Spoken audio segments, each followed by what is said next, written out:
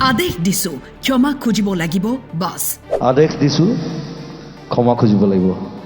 বছ অনুৰোধ নকৰো আদেশ দিছো ক্ষমা খুজক মই কাকো অনুৰোধ নকৰোঁ কেতিয়াও লাইফত আদেশ দিছো ক্ষমা খুজিব লাগিব দিগন্ত ভাৰতীক কৰা অপমানৰ পিছতেই শিল্পী সমাজৰ প্ৰতিক্ৰিয়া দিগন্ত দা আমাৰ একেবাৰে অতি বয়োজ্যেষ্ঠ আমাৰ গুৰুৰ নিচিনা গতিকে তেওঁ যদি মনত দুখ পায় আমাৰো বেয়া লাগে এদিন চুৰিয়াযোৰ পিন্ধি পেলাই অসমীয়া বোলালে নহয় কৰিবলগীয়া বহুত আছে অনুষ্ঠান যে আপোনালোকে আয়োজন কৰে শিল্পী অবিহনে কেতিয়াও অনুষ্ঠান হ'ব নোৱাৰে গতিকে সেইখিনি যদি সন্মান আপোনালোকে দিব নোৱাৰে তেতিয়াহ'লে কেতিয়াও মাতিবই নালাগে প্ৰথম কথা ঘটনাৰ পিছতে প্ৰিয়ংকা ভৰালীয়ে লিখে গুৰুৰ অপমান শিল্পীৰ অপমান মানেই আমাৰ সকলোৰে অপমান দাবী কৰিছো ক্ষমা খুজিব লাগিব পূব গুৱাহাটী বিহু মঞ্চত শিল্পী দিগন্ত ভাৰতীক অপমান কৰা ঘটনাৰ পিছতেই বিহুৰ মঞ্চৰ পৰাই হাৰ্টথ্ৰব জুবিন গাৰ্গৰ প্ৰতিক্ৰিয়া চানমাৰী বিহু কমিটিৰ যিকেইজন সদস্যই দিগন্ত ভাৰতীক অপমান কৰিছিল ক্ষমা খুজক কালি এটা ঘটনা হ'ল মোক কম কিন্তু দেই মই নোকোৱাকৈ নাথাকোঁ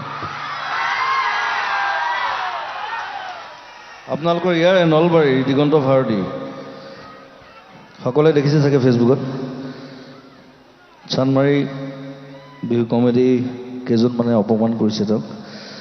গতিকে মই বেছিকৈ নকওঁ বেছিকৈ ক'লেকে মই গালি দিম গতিকে কথাটো কওঁ যে সেইটো হ'ব নাপায় আৰ্টিষ্টৰ লগত আৰু তেওঁ অনুষ্ঠান চাবলৈ গৈছিলে তাক মাতি নিছিলে ষ্টেজলৈ নি পেলাই অপমান কৰিছে চব চানমাৰী কমিটিৰ যিকেইজন মানুহ আছে যিকেইজনে কৰিলে কামটো মই কাকো অনুৰোধ নকৰোঁ কেতিয়াও লাইফত আদেশ দিছোঁ ক্ষমা খুজিব লাগিব বছ দ্যাটছ ইট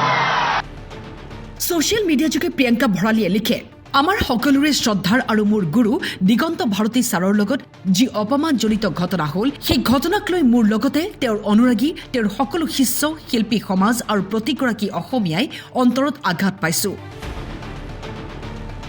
তেওঁক কৰা এই অপমানক মই তীব্ৰভাৱে গৰিহণা দিছো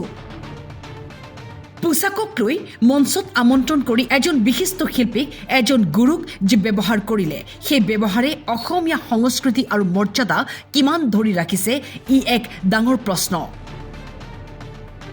যোৱা 30 বছৰ ধৰি সংগীতৰ ক্ষেত্ৰত দিগন্ত ভাৰতী ছাৰৰ যি অৱদান সেই অৱদানক এখন মঞ্চত এনেদৰে ক্ষন্তেকতে মাটিৰ লগত মিলাই দিয়াৰ দৰেই হ'ল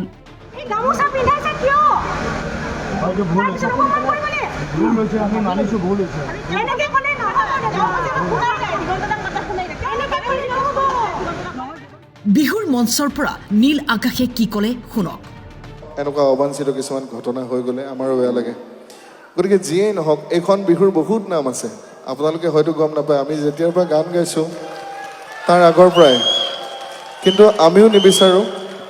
এজন শিল্পী আহি ইয়াত অপমানিত হোৱাটো বা অপমানিত অনুভৱ কৰাটো যিয়েই নহওক ঘটনাক্ৰম যেনেকুৱাই নহওক আপোনালোকে বুজি শুনি সুন্দৰভাৱে অনুষ্ঠানটো আগবঢ়াই নিয়াটোৱে আপোনালোকৰো কৰ্ম আৰু আমাৰো দায়িত্ব গতিকে দুই পক্ষৰ খুব ভাল মিল হৈহে এটা অনুষ্ঠান গঢ় লৈ উঠে কেতিয়াবা শিল্পীজনৰ ভুল হ'ব পাৰে কেতিয়াবা আয়োজকৰো ভুল হ'ব পাৰে মানুহ মাত্ৰেই ভুল হয় কিন্তু সেই বুলি ইয়াৰ পৰা বাৰ্তাটো আমি যাতে বিপৰীত বাৰ্তা এটা নিদিওঁ কাৰণ আপোনালোকেও গম পায় আজিকালি প্ৰতিটো অনুষ্ঠান দেশে বিদেশে মানুহে অনুকৰণ কৰি থাকে মানুহে চাই থাকে গতিকে আমাৰ নিচিনা সৰু সৰু ল'ৰাবিলাক আপোনালোকৰ এনেকুৱা মঞ্চবিলাক টিভিতে দেখা পাওঁ আজি গাবলৈ পাইছোঁ আমাৰ সৌভাগ্য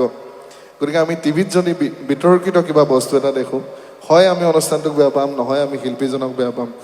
আল্টিমেটলি গোটেই বাৰ্তাটোৱে বিপৰীত হৈ যাব গতিকে আপোনালোকৰ তৰফৰ পৰাও আপোনালোকেও যাতে যোগাত্মক দৃষ্টিৰে গোটেই বস্তুবিলাক চাই আৰু দিগন্ত দা আমাৰ একেবাৰে অতি বয়োজ্যেষ্ঠ আমাৰ গুৰুৰ নিচিনা গতিকে তেওঁ যদি মনত দুখ পায় আমাৰো বেয়া লাগে আমি সৰু গতিকে আপোনালোকেও বুজিব আৰু ইমান ধুনীয়া অনুষ্ঠানটো আপোনালোকে গঢ় দি তুলিছে মই নিজে আচৰিত হৈ গৈছোঁ কি ঘটনা হৈ যাব পাৰে মানুহৰ গতিকে একো নাই এবাৰ চানমাৰী বিহুৰ কাৰণে দিগন্ত দাৰ কাৰণে আটাই যদি একেলগে হাত চাপৰি এটা দিয়া আমি খুব বেছি সুখী হ'ম নিউজ ডেস্ক ৰিপৰ্ট টাইম 8